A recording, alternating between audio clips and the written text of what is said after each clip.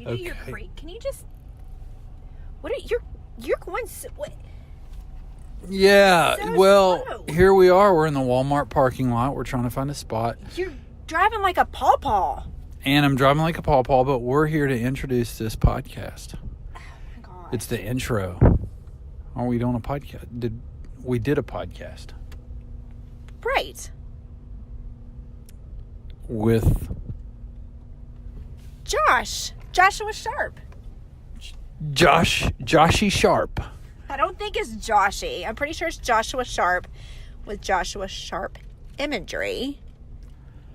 And his lovely girlfriend was there with us, hanging out. Right, but she did not talk this time. We will get to her, and we will make her talk next time. But we let her off the hook. Break her We down. let her off the hook. But we had Joshua Sharp with Joshua Sharp imagery, and as some little children might know him as Mr. Sharp, because he's also a music teacher, as well as a photographer.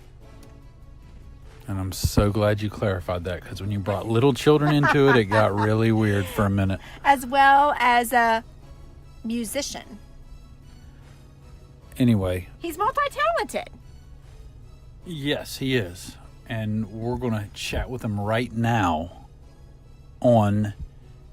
In the closet. So welcome, Josh. Why I am, because I'm loud. Yeah, you're definitely. I'll use my teacher voice. Your teacher voice, that's right. Teacher voice. Music teacher, right? That's right. Yes. Nice. Scott Tays Elementary for 3 years now. It's my third year there. Do you live out there? I live in Winfield, so close enough. Okay. Elementary school. Yes. Oh my gosh. Can you picture my big ugly butt with these little kindergartners? Oh, come on. They probably think you're amazing. They probably think you're the cool teacher. They like my haircut. And Lack thereof haircut. so do you teach all, what do you teach? Music?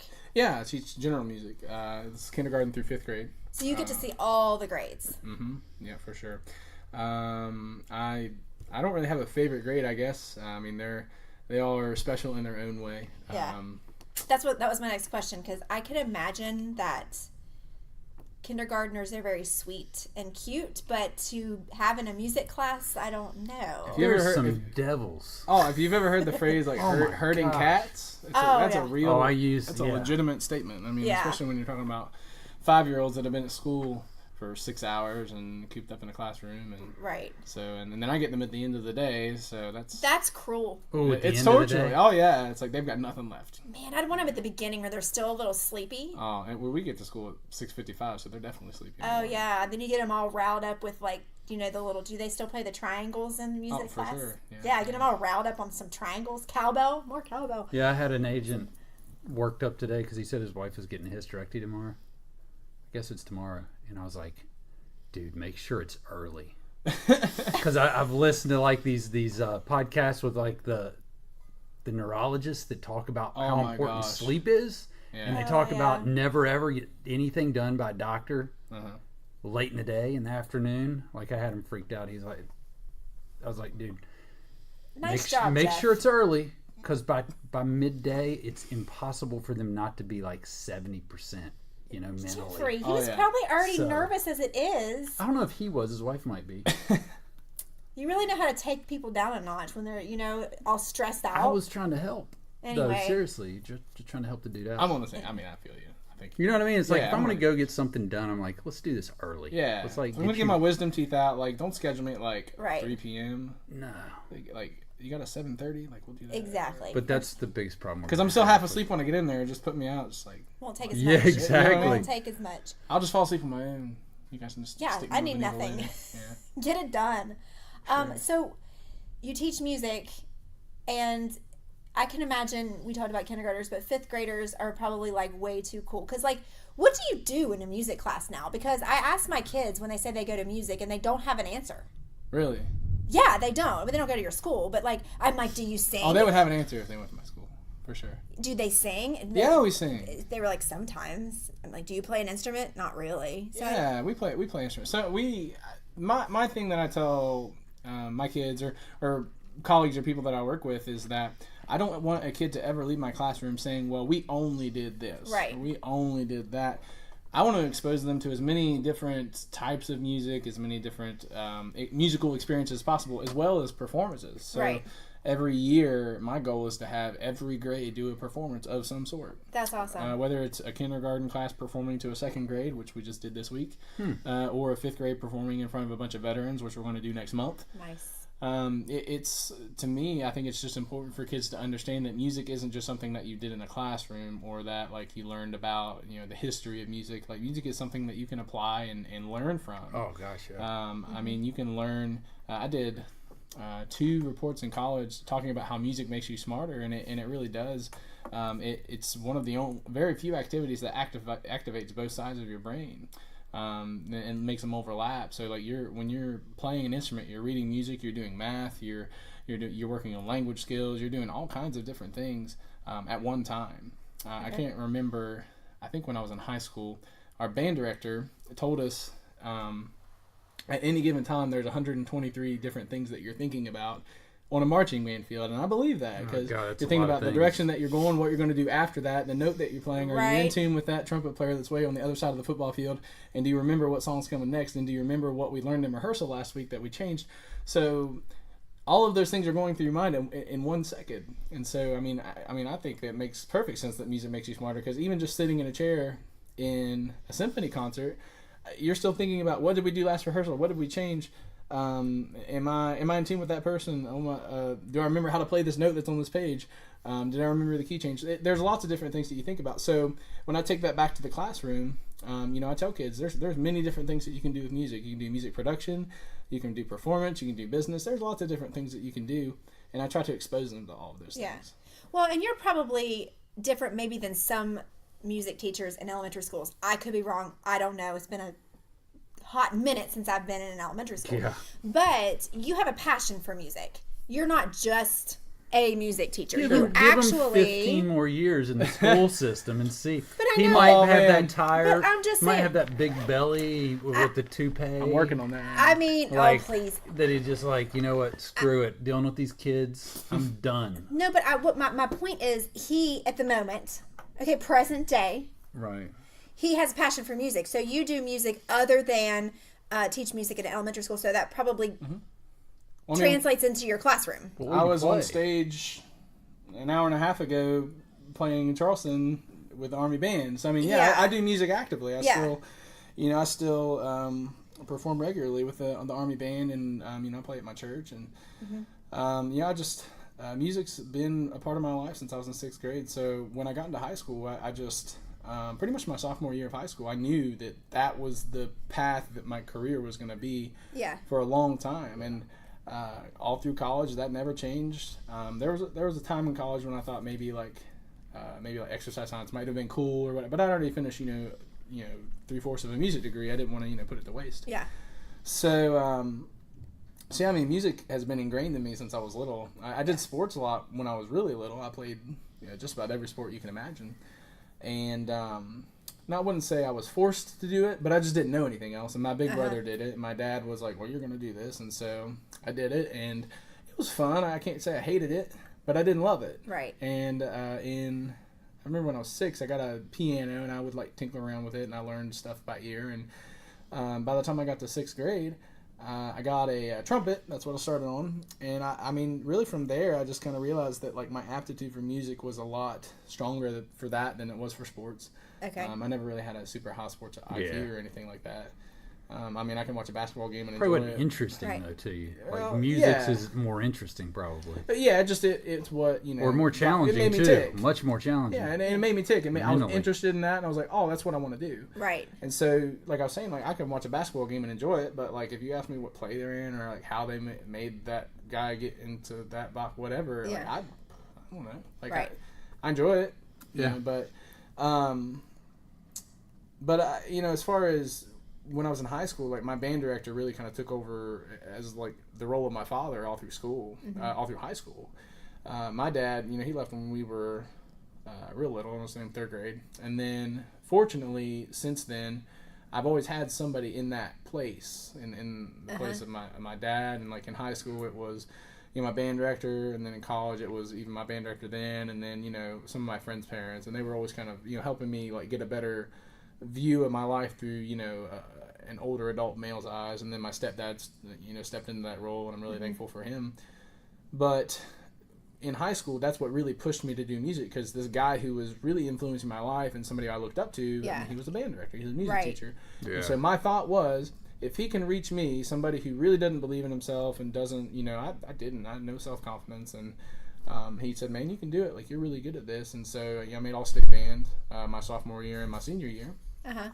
And it was exciting to know that, like, somebody believed in what I wanted to do. Somebody believed in, who I was and what my capabilities were. Right. So. I think it's really cool, too, that you went from, as a young child, into high school, into college, the whole time knowing that you wanted to do music, and now, present day, here you are as an adult, and you're actually you're working every day doing what you love. For sure. Not everybody gets to do that. For sure. And not everybody knows that at such a young age. I mean, I'm lucky enough to do my passion too. That's my job at the moment, but I had no idea when I was a kid. I mean, if you would have asked me to work out when I was in high school, I would have throat punched you and be like, what do you want me to do with this dumbbell? All for me, for sure. You know what I mean? Oh, for sure. So, yeah, because you're fat, right? Oh, that's Is that the way to say? Is that offensive? Wow, no. Wow. He's not fat. No, he's ripped. No. It's okay to say someone was fat. But I was ripped, fat, right? If you were fat now, I'd be I like, was fat. Oh my gosh, I was fat. You're hardy. Man, I was fat though. I think it's that like I need to verify it somewhere, because she showed me the picture and I was like, I don't know, man. We may need a DNA test. I'm telling you, man. Because I mean, this is weird. It's one of those things you see on Instagram and you're like, that's fake. Oh no, but no, it was I know it's not, but you know what I mean. It's he's done photoshopped his head on someone else's body. I did. That was a fat head. Incredible. Did you see that fat head? Oh my gosh, I had my cheeks were huge. It's just incredible. That's crazy, man. To go from that to. I'll tell you, in this, I think that not just like the influence that I have from older men that helped me direct my life. I think that was when I realized that like. I can do something for myself. Like I don't need anybody to help me do this. And I needed that like a lot because my girlfriend at the time, I was very dependent on her. Like I was a very dependent person, and it wasn't weird for us because like it was just our relationship. I was not independent at all. And I remember I took that first picture that looks like I got stung by 9 million bees and swelled up to 304 pounds.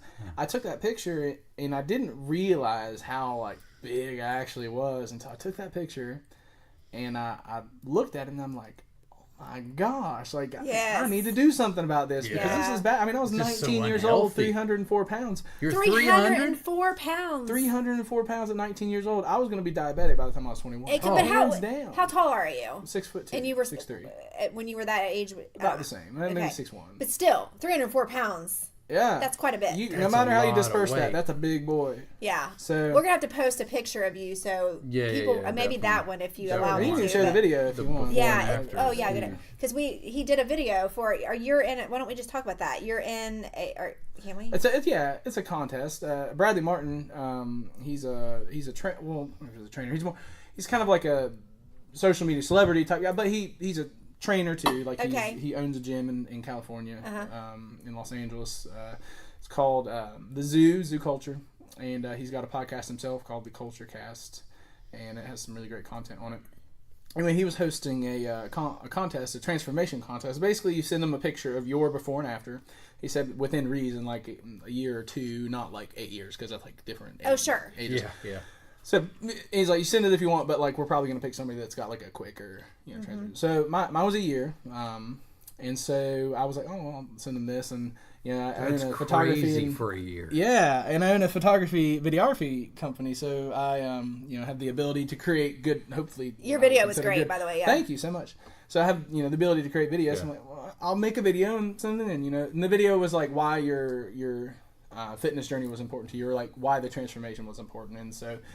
In the video, if you guys can watch it, maybe I'll put a link on my Instagram and stuff to check it out. But you're supposed to tell like why it was important, and basically the contest is that you'll get a month's worth of all of his supplement line, and then you'll get a feature on his YouTube. Oh, nice! Which is awesome because that's it's not only is it a lot of exposure For me, but it's just something, story that can be shared with a lot of people and hopefully inspire them. It's very inspirational because a lot of people feel like, I think that from the line of work that I'm in, and I see a lot of people needing help and extremely overweight, obese, they all the time do not think that they can do it. They think that, and I just trained a lady tonight, she just thinks she's too far gone, and she's not, because she is overweight.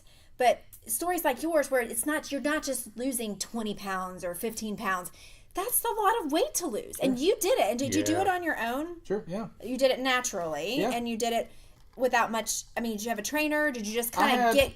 You said you kind of did research on your own. I had encouragement, right? and honestly, like, to me, I think that was the biggest thing. Was like the best. I just remember the best thing was I was at college at the time, so like I would be. Yeah, this is where I did all of my weight loss in college, which was really hard because college has great food. Yeah, because you're supposed to gain weight in college. Oh, I gained it. Trust me. I gained the freshman 30. So yeah, trust me. I found it, but I lost it quick. But that's the thing about being in college. You're away from home, so people don't see you very much from home. So I know that I would come home and I would lose 20 pounds. And I remember people were like, "Oh my gosh, like you look great, like you're losing weight." Encouraged that, and like I would literally stay at school like longer and lose more weight just that I could go home and like get that another encouragement. Oh yeah. And I mean, it was just that, and then people seeing me at the gym, like right. I'm in the gym consistently, like. I always joke around, I didn't, have a drink or anything till I was 24, because when I was in college, like, it was either the gym or the club, and, like, the club was going to put me in a worse spot than I was, and Absolutely. I loved the gym, and I still love the gym. Right. And so, that's where I fell in love with fitness, fell in love with, working out, and, seeing results is so addicting, and it takes people...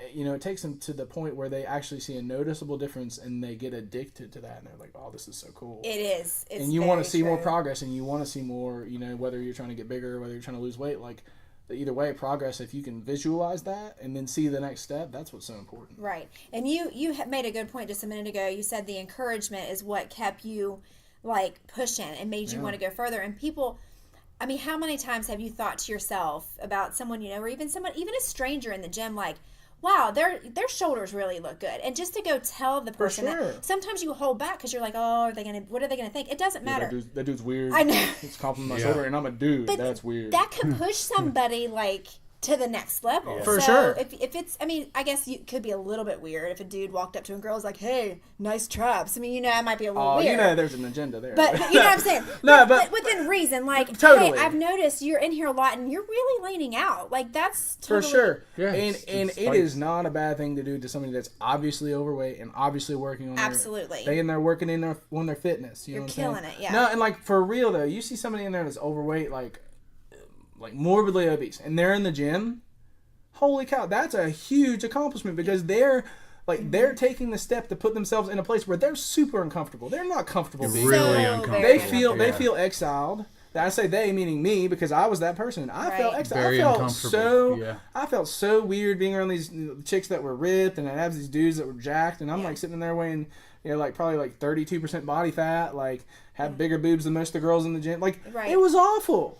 Right, but and it was embarrassing. Now that you're on the other side of the fence and you see somebody obese, we don't, those who aren't obese aren't looking at those people shaming them, or some people may if you're just a real big level, those are real douchebags. No, I know, but for sure, you're thinking like you said, like, good for you for being here, and it's brave, so yeah. And my girlfriend, she's a trainer, and I'll see her working with clients that may be they may be overweight, maybe not crazy, but I'll tell them, you're killing it. Yeah. Every time I see them in there with their clients, and I'll come and say hey to her, I always tell her clients, hey, you're killing it, it's awesome. Yeah.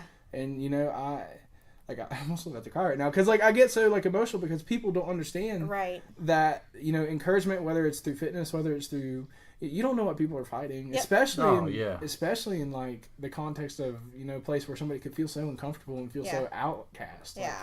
I mean, you want to build a community of people, especially in the gym, that encourage each other and support each other, and that's unfortunately a lot of places you go, that's not it's not. It gets territorial it's weird. Yeah. It's a very intimidating place, because when I first started working out, I mean, I was overweight as well, and you had more to lose than I did, but nonetheless, I was about 50, you had a great transformation. 50 or 60 pounds overweight. Amazing. But when I went first in the Amazing. gym, I stayed over in cardio land. Like, I didn't want to get off the treadmill or off the elliptical. I did not want to go over to the weight room because there's scary people over there. You know, there's you said, like, there's ripped people. There's and like, you don't know girls what you're in their doing, sports really, bras, and I'm like, okay, yeah, no. And to finally break through of that is a whole transformation in of itself. And that's what I try to get my clients who are overweight, and they're like, I don't want to go over there, please don't. I was like, you're with me, we're gonna go over there. These are nice people, and they are, at least at my gym. And to see them now without me over there working out is huge for me. Like, that's a big, whether they've lost the weight or not, it doesn't matter. They've made that step to go in that direction. I just like hearing that it's hard. The problem we have nowadays is people just think that things happen easy. It's easy. Everything's easy. Like, we should just, like, you had to make tough decisions. You didn't go to the club. People think, I'm in college, I deserve to do this. Or, I like pizza, I deserve to eat it whenever I want. I deserve these things. Like, our mentality in our country is crazy because it's like, no, you have to make sacrifices if you want to get the result. And if you don't really want it, don't complain. Yeah, if it's not hard, it's not going to be worth it. You know what I mean? That's I mean, that's for sure. You know, and they want it quick. Yeah. You know what I mean? Like, I've been working out for 3 months. Why don't I have the results that you have? Or why don't I have well, one, we're different people. For sure. Diet, and you don't know how long that person's been doing that. Right. You know, if somebody will come up to me now, like, hey, man, you look good. Like, how long have you been training? You know, a year or two? I'm like, no, I've been doing this for 8-9 years. Yes. I said, this is where I am. Like, this is, you look at, you know, for me, like, I'm not really an aspiring bodybuilder, but you look at these, you know, people that are on the Olympia stage and stuff, and, you know, I mean, granted, you know, they're, you know, supplementing extra things, but regardless, it's still work. It's still, you know, they're what they do. They're putting in the work, That's a 10-year body right there. That's 10 to 15 years of hard work. I mean, I would never take anything away from them by saying, like, you know, what they do isn't hard because of what they take or whatever. Sure. It's still hard work. It's still diet. It's they still have to do the work, whether you're it doesn't matter. And so they're like dedicated to it. But you know, I look up to them because they have that work ethic and they're willing to like sacrifice 10 years of their life to get maybe 2 or 3 titles as like a champion bodybuilder, and that's a bold move.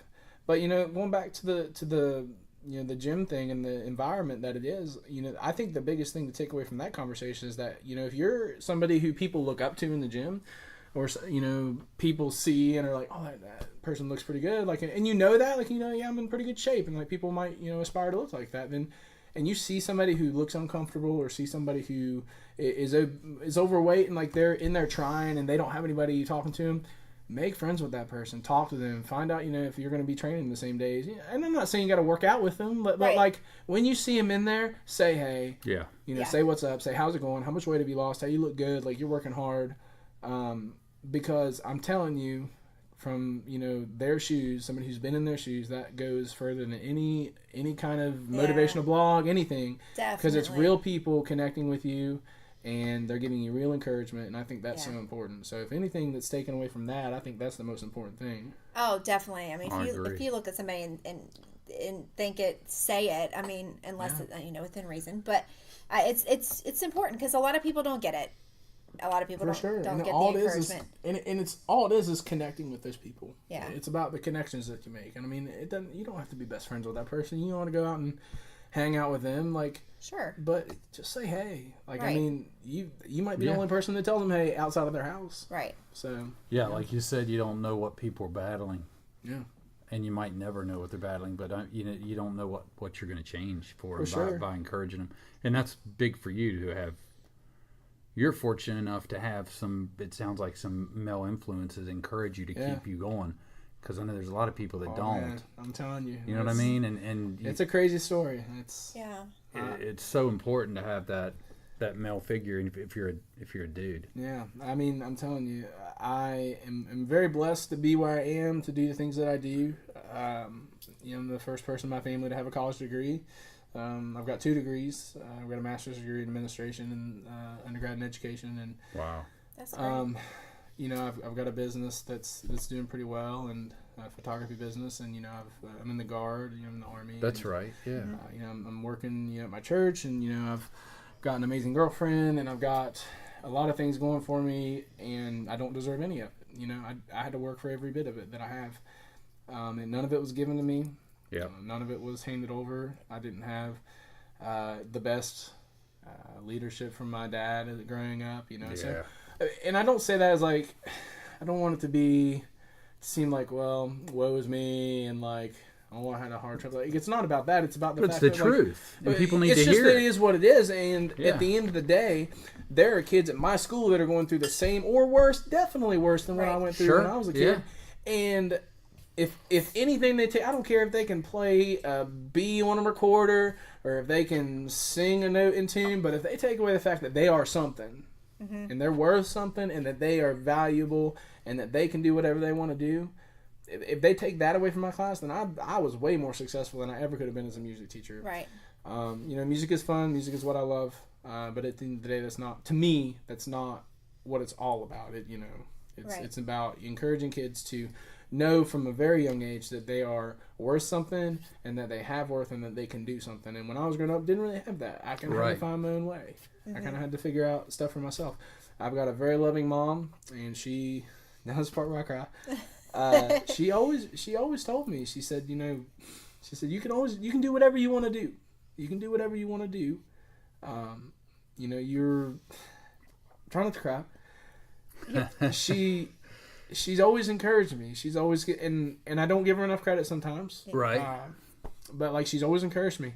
She's always not been able to be there for different reasons, you know, and that's not, neither here nor there. It just is what it is. But the one thing she's constantly been is my biggest fan. Yeah. And she's always, you cannot replace that. No, and for that, I'm eternally thankful. Gosh, that's good to hear as a mom of 4 kids, 3 teenage girls. You know what I mean? Because you try so hard, and I would. You always feel like you're not doing it good enough. My heart would be happy if my kid was sitting on a podcast talking that great about me. That's my goal. You know what I mean? Like to think she was, I don't know how long she did it alone. But good Lord, I can't imagine, because we're together, and it's like I don't feel like I'm giving them enough of me, and I have a partner. I'm telling you, I don't know what it's like to have 2 parents like all the time. I didn't know until when I was in college and my mom got married again, and I believe I have a dad now. I believe me and my stepdad Ron. He's wonderful. He's been there for me more great. Than he's just like a dad. I can call him anytime, and he's great. And so, but that parental role, like people that have had 2 parents and, growing up with 2 parents and have never had to experience that kind of it's kind of weird tragedy now, of divorce. Isn't it? It's so strange. It's kind of weird to have 2 parents. I think about that because everybody I know, it's like very it seems taboo. Like it's like like kids at school, like it's just so weird because like they say, oh yeah, my mom and dad, and like we were hanging out when my mom's boyfriend was over and my dad came over, and I'm just like, what? I know. Like, it's weird. It's just taboo. It's just what it is. It's the culture. The kids think that when they see us together and know that we've been together when we were there. We've been together since we were 15, and that's even more. They're like, wait, what? Yeah. And it's that's awesome. Yeah, it's different. And the thing is, I think it goes along with what we were talking about without like getting results. And that's a good advice I got from my father, and we've said it, we've talked about it on another podcast, is it's hard. And nobody tells anybody that anymore. They grow up watching Disney movies. Yeah. You grow up and you think, I'm a princess or I'm this hero, and you just freaking think it's going to be easy because we're in love and it's magical. Well, that's crap. That magic goes away. You are in love, and there's that holds you together, but man, you're going to go through some real serious crap together. There's going to be days when you have to choose to love each other when you don't want to. Exactly. Absolutely. And it's just no matter what. And I say it all the time. I told my brother that because he's still single. I'm the oldest of 4, but and I told him, I was like, dude, he's dating a girl. I said, you just got to know, don't give up when things don't feel right. As long as the chemistry's there, forget worrying about looks and all that. If the chemistry's there and you're friends, like if you're friends and you share things, man, enjoy that and embrace it, because that's what you're going to have for the next. You got to have the physical connection. Yeah. You have to be able to hook up. You got to be able to want each other. But if you're not friends, if you don't think, man, this great thing just happened to me, at school, and you don't want to tell her. That's weird to me. That's just strange. Yeah, my girlfriend, she's the first person I tell about everything. Yeah. So that's like, and I can't say it enough. If it's not hard sometimes, and you can't say, And that's what I tell my kids. You're getting married. There's going to be times that you're going to be able... There's going to be multiple times in your marriage that you're going to be able to justifiably walk away. Walk away, yeah. You're going to be able to say, I'm out. This is crap. Oh, yeah. But you've got to fight through it. And some of us are more fortunate. Like my parents have been together. They're married. They've been together forever. So I had that model, you know. So it's a little... But I just see people that think that this is going to be easy because we're in love. Yeah. Well, you know. And it's just so easy, I think, for people to walk away and not, I mean, just to give up. Like, what I don't give up on anybody, let alone my own husband. You know what I mean? I take this stuff seriously. Why?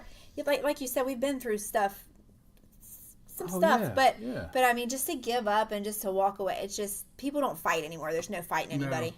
We got off tangent. Sorry. We did. Sorry. I always get passionate about relationships because I think it's just... I mean, but that's what, that's what it's all about is relationships. That's what our life is. Yeah, for sure. I mean, you think about the relationships you make with people in the gym, whatever. I mean, whether it's your marriage or your boyfriend, girlfriend, you're choosing to love that person on the treadmill that may not love themselves. Right.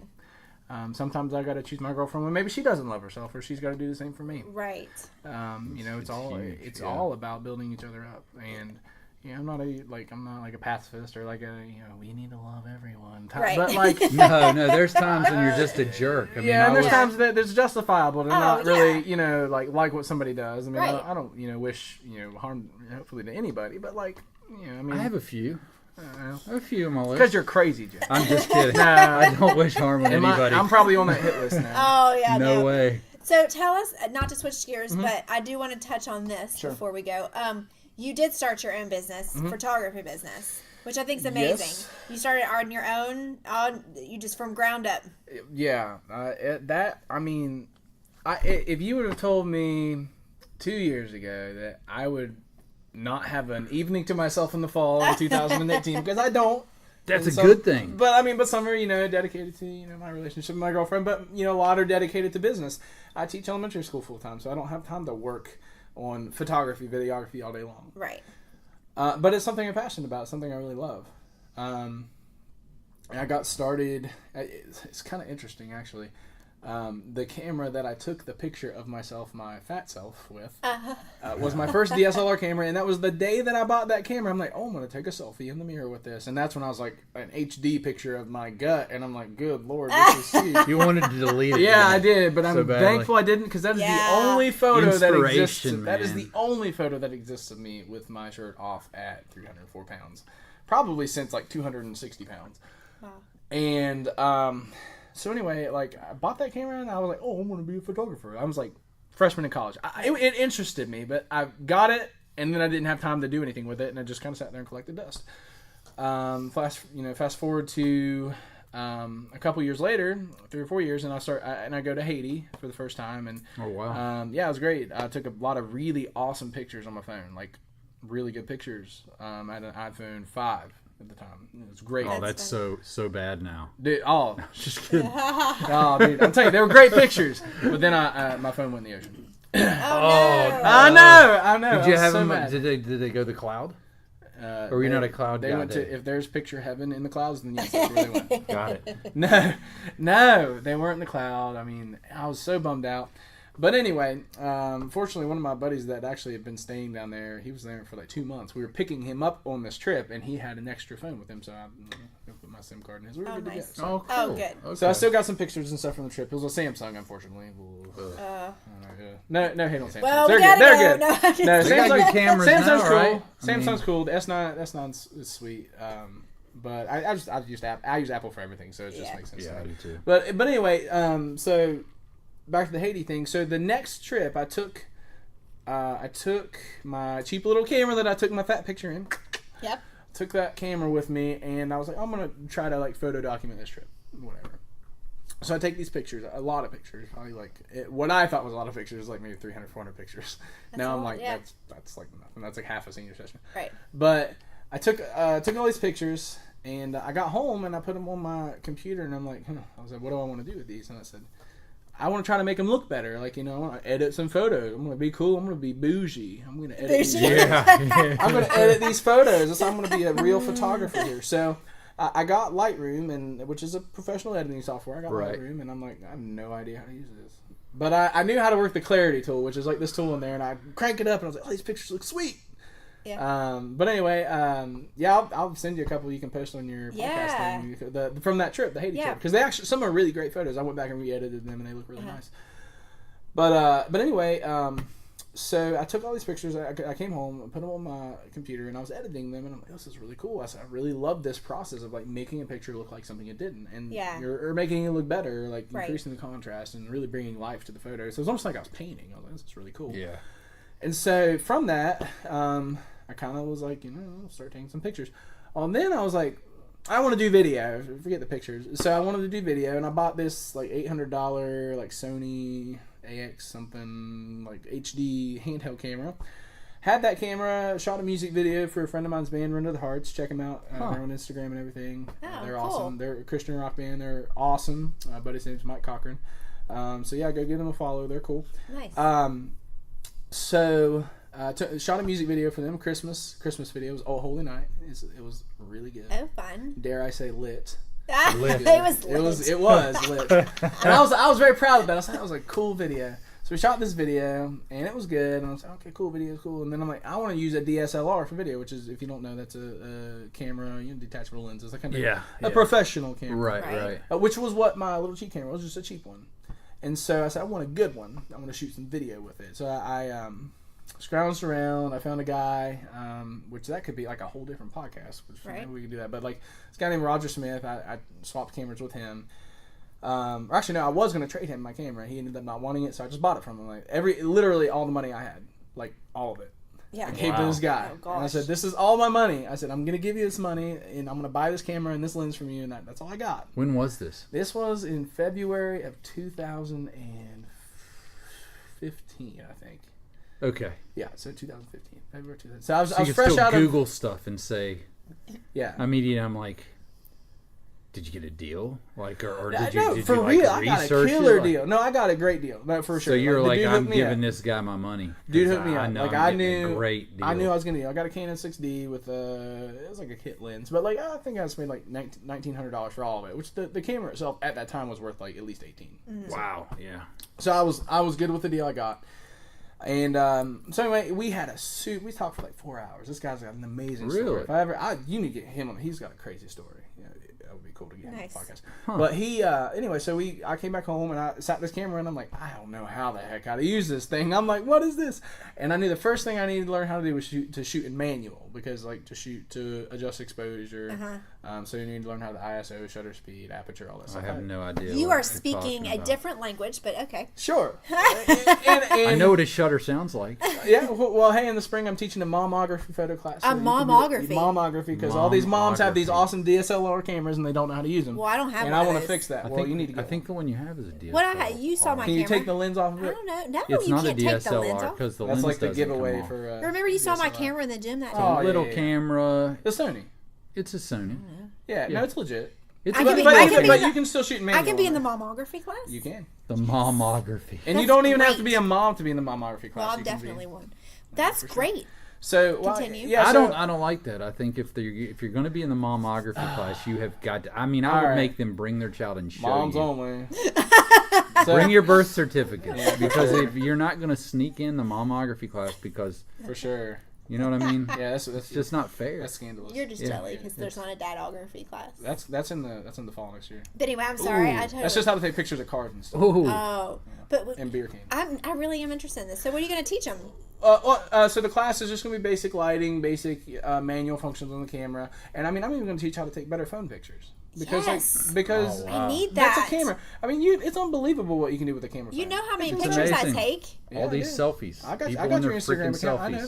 I do selfies all the time, and I'll do one right now if y'all want me to. Just don't even try me. Oh, come on now. Anyway, go ahead. Well, I'll tell you. So we so I got the camera. I was like, I need to figure out how to work this thing.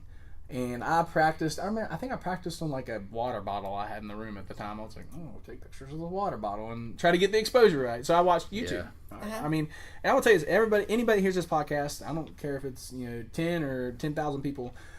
Anybody hears this, if you can't teach yourself how to do something on the internet, you're just not being resourceful. You're just not being resourceful. Yeah. There, you can learn how to do anything on the internet. I have fixed things on my car.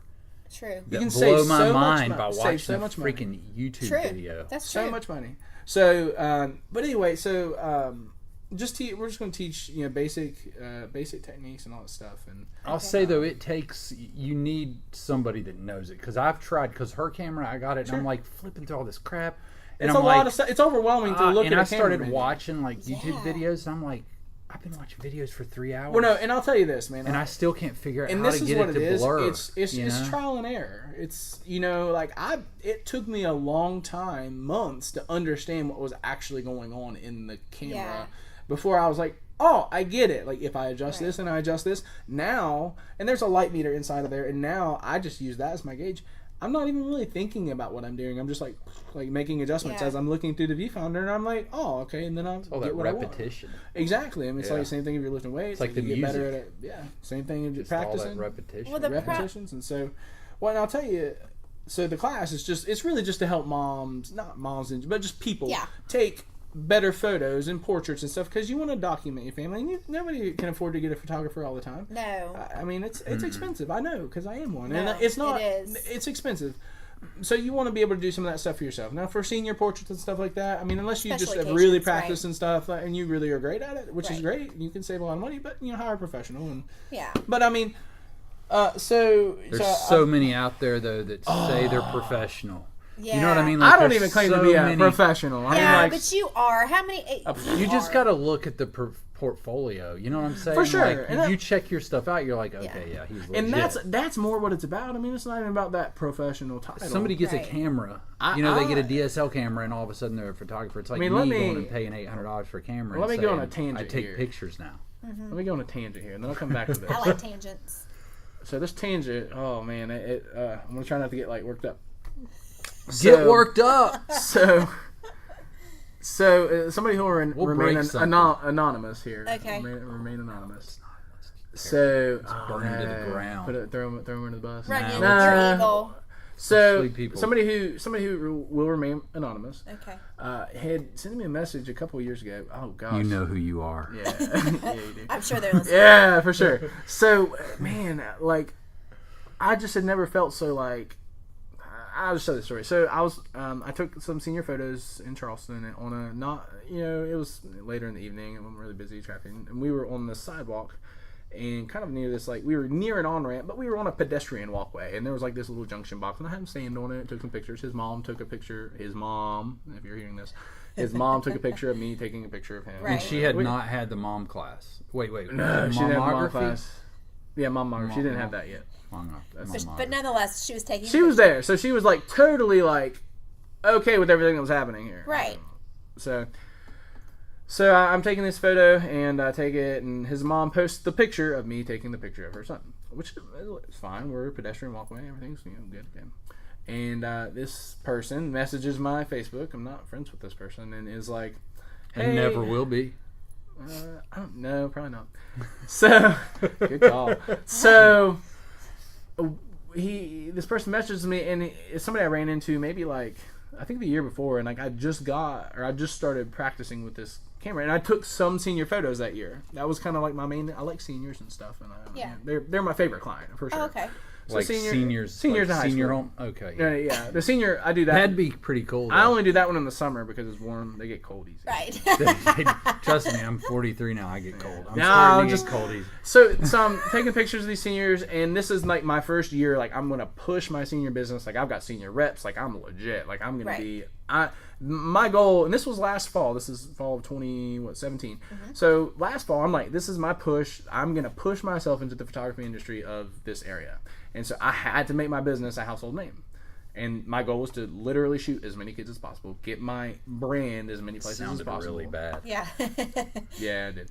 But get my brand as many places as possible, many schools as possible, so that people would know, okay, Joshua Sharp Imagery is legitimate. Right. And so anyway, this guy very early into my season of trying to do this messages my Facebook. He's like, "Hey, I ran into you at a football game last year. This was 2016." Mm-hmm. And he said, "Hey, at the time, I didn't think you had the need for anything like, off-location liability insurance, whatever.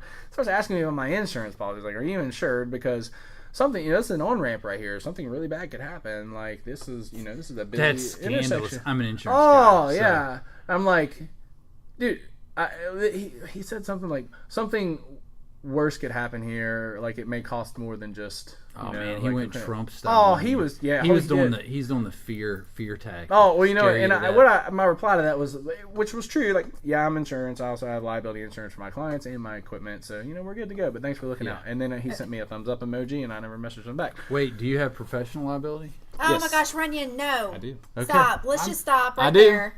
I do. Look, I'm trying to make sure he's protected. Hey, that's all right. I appreciate it. No, I'm not trying to sell it because I don't. I'm a consultant more so for agencies. I do, so I'm not trying to sell. I'm just trying to make definitely. Sorry, I'm a nerd. Oh no, it's totally fine. And I, going into the business, like I'm still learning business things. I'm still learning, but like going into it, like I wanted to make sure that like my clients were protected and I was protected. Right, right. So it was neither here nor there. It's none of his business. Right. It's like not any of his business. None of your business. And like I don't even need to divulge any information to you. He just was, personally I can't wait this till kid this that is I was over so I can find out who this is. Oh, I know. Is he in Charleston? Oh, he's local. Or she. Wait. Or she. I can narrow it down. Probably. Oh, and I can't wait to show you some of their photos. Oh, I can't wait. But anyway, we're gonna. This is gonna be amazing. This was another photo. Oh, it's great. Oh, I wish we could YouTube this. Keep going. Let him keep going, Runyon. All right, so and then we gotta get back to that story. On their heads. Right. Yeah, well, then we'll get back to the other story. So he gets the messages. I reply. Nothing to said. So then I think like 2 weeks later, I got my like hella cool like sport lens in. Like this is a lens I've been saving up forever. It was like a $2,600 lens.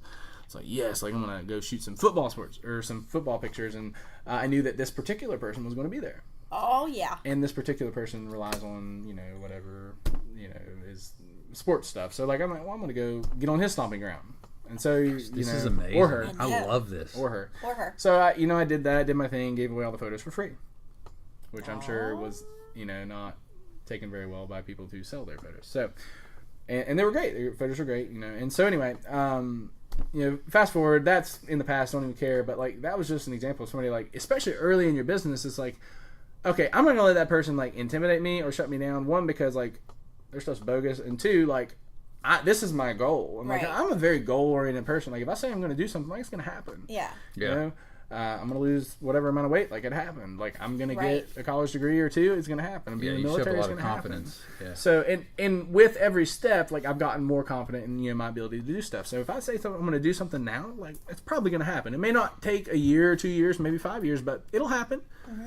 So, after that, and that that push of senior seasons, like going back to like my business and where it is now, that first season of seniors, which I would consider my 2017-2018 class, I had senior reps, which was really fun. Got kids I got to know, and at the end of the year, I'd taken over 83 seniors in Kanawha, Putnam, Cabell County, some private schools and stuff, and I could, if you'd have told me the year before that you're going to have 83 clients next year, I'd have been like, I don't know what you're smoking, but I want some because that is crazy. Yeah. So we had I had all these seniors. It was great.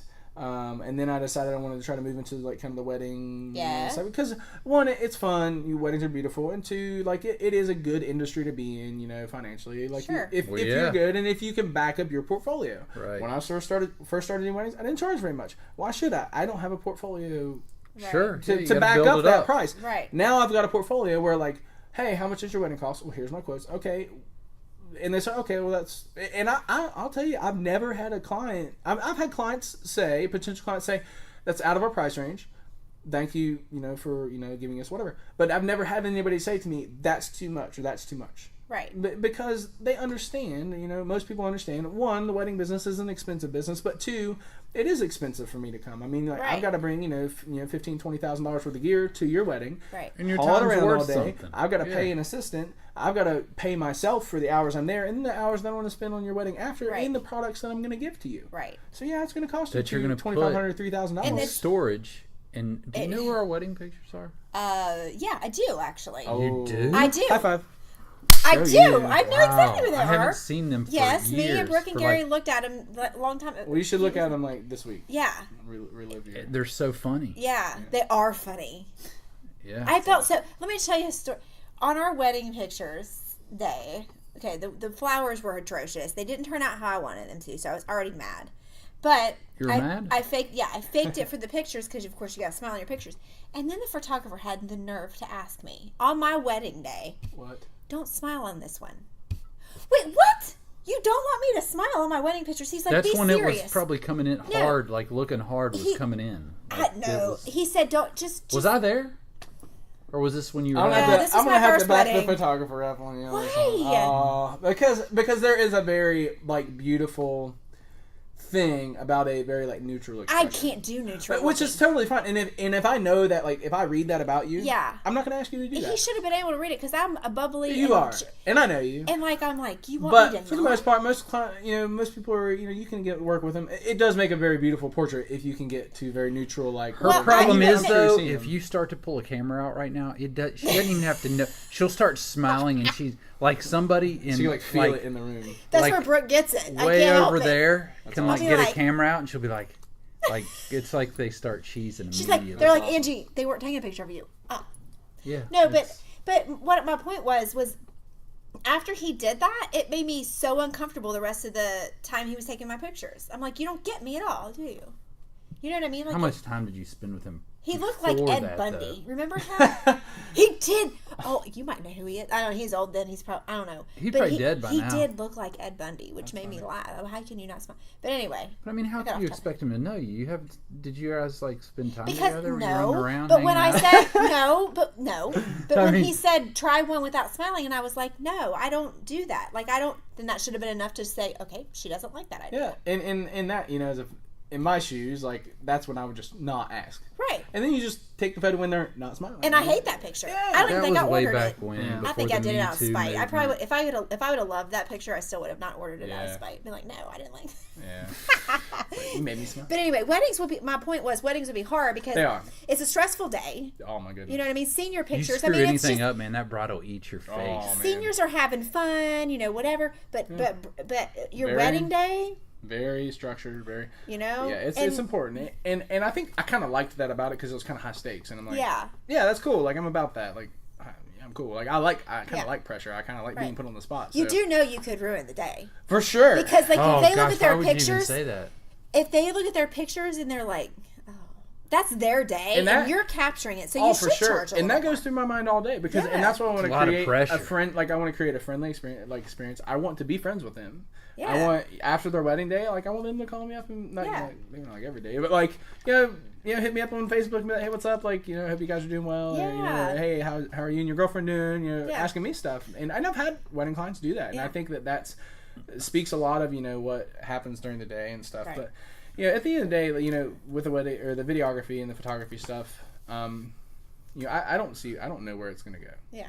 You did Josh and Sherry's wedding. Yeah. Yeah. We were hanging out there, and fun. She's pregnant. I know that's what I was getting ready to say. So you could do belly pictures. Like weddings turn into pregnancy pictures, pregnancy into newborn pictures. It's a very reciprocal business. I wonder if she would let us paint her belly and take pictures. Why would you want to do it paint her live belly? on the podcast? Because we have to wait till she's 8 months pregnant, though, so it'll be really I'm sure a Sherry's good canvas. Let you know what I paint mean? her belly. Josh will let us. Josh is not his belly. You want to paint kind Josh's of is belly? Because you become one, right? Josh I was there, He's man. a fan of this show. That's true. He listens to all of them. Oh yeah, she texted me today. She said that Josh loves the podcast. Yeah, so they were excited that I was going to be in here. Yeah, so you just offered to paint Josh's belly. No, I don't want to. No, he's probably got a hairy belly. Josh, and he might even have an Audi. If you're listening, Josh, I really hope you let him paint your belly. And then Josh is going to take pictures of it. But I was talking about Sherry's belly.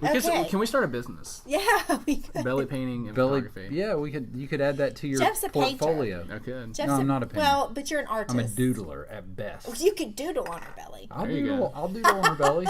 All right, this is getting weird. It's getting weird. Well, just to wrap up the whole photo thing, I don't know where it's going to end up. I don't know. 5 years from now, I mean, ideally, I would love to be working for myself. I don't want to say tied up in the school system. I love my job. Yeah. I love kids. But if I have to choose between, having a report time every day and having to be and having a schedule, and if I could choose between that, working for myself and creating my own life, of course, I'm probably going to choose that. Yeah. I don't know if it'll get to that point. And if you're passionate about it and you love it, just don't lose that, and you'll do great. Yeah, right. You'll be great at it if you just don't lose that passion. Definitely, and it's hard. Just like we said before, anything worth having is going to be hard. Yep, you're right. And I mean, I'm in a position right now with business that it's kind of tough. I'm realizing a lot of expenses that I've never had before. With product ordering and things like that. Things that are an expense that you don't really understand on the outside looking in, and so it's tough. But I'm happy. I've got a lot of encouragement from my girlfriend, from my family. I've got a lot of people in my life that I'm thankful for that help create an atmosphere that I feel like I can be successful in. Yeah. So that's awesome. Well, you have a great story in so many different aspects. It's a crazy one. I feel like we need to have you back. Yeah, and I feel like you need to bring a musical instrument. What's your before we go? What is your what's your forte? Man. What were you playing tonight? Yeah, what were you playing at the tonight doo-wop. before you got were here? at the doo-wop. What were you doing? Oh, we were at the doo-wop. Playing like a trumpet or No, I was not playing a trumpet. I was playing electric saxophone. guitar. Electric Ooh, guitar. there we go. That's cool. That's we badass. were. Yeah, it was cool. So, before we head out, the doo-wop in Charleston was tonight, and the unit that I'm in, 249th Army Band. We were there supporting the doo-wop. They had a veterans, thanks to the veterans and stuff. Were people dressed up in those fluffy dresses and spinning each other around? No, I wish. It's the car doo-wop, Runyon. Anyway. That would have been sweet. They're playing music. People dance. Okay. But anyway, so we were playing and stuff, but we have a rock band, part of the Army. We do have a ceremonial band and stuff as well, where we go and play, traditional stuff, and in those I'll play. Were you covering anybody? What? Were you covering any? I don't know if I'm Songs? saying it right. Yeah, I just thought it'd. Oh yeah, we did. I thought it'd sound cool. We did ZZ Top. We did. Yes. Oh yeah. We actually did want to come down there, but I didn't get back till late, and then we didn't get to. But I'll next let you know time. next time we're playing. Anyway, I'm sorry. So it's a cool job. I play music. I get to serve. I was telling the crowd tonight. I said it's a really great job because we get to wear a uniform and we get to do what we love to do. That's awesome. So, so you play it in uniform? Yeah. Oh, that's awesome. Army band. I mean, I went to basic training. I did That's all my AIT and stuff like that. I mean, we're all trained as soldiers first, and so it's a cool career. I knew I wanted to do military some way or another, and being able to do it and do music at the same time. I mean, I was playing rock music all through Peru this summer, which is another podcast. But that's so great. Ooh, that'd be good. I'll tell you some Peru stuff. It was awesome. That's awesome. So you were doing. So you think guitar's your favorite? In that context, probably. And you sing, I'm sure. Come on, do you know anything? It depends on what we're rocking out to. He might have liked the drums in another setting. I used to play the drums. Hey. Random fact you might not have known. Yeah, for a minute. For a hot second. But nonetheless, I played the drums that's all right. in elementary Did you school. play the I drums? rocked the drum set. Yes, I did. Give me a drum set and I'll show you. She'll show you. It's basic rock beat 4/4. He doesn't even know. He's just jealous. He's just jealous Well, I'll because he tell can't play one instrument. So yeah, I mean, it's again, being able to do that and serve, I think it's really awesome. Yeah. So that's great. Teaching school, owning a photography business, doing the guard, working at the church, having an amazing girlfriend. It's crazy life, but I really wouldn't choose any other one. I think it's I'm very lucky to be where I am and have the people that I know, and knowing you guys and knowing having all the friends I do. I think it's just I'm blessed more than I deserve, and I hope I never forget that. Yeah. I know you keep that attitude, you go a long way. Yeah. I appreciate it. Well, thanks for stopping by. Come back again. For sure. Next time, your girlfriend is here, but she didn't get to talk because us three just We'll do another one. Maybe we'll talk about relationships and dating and stuff like that. We can do that for sure. That'd be fun. She would literally love that. Because she's a trainer as well, so her and I can do our own podcast. Heck yeah, you should. I think she'd really like that. That'd be great. But thanks for stopping by. Thank you so much. We'll do it again. Awesome. Thank you. That was great.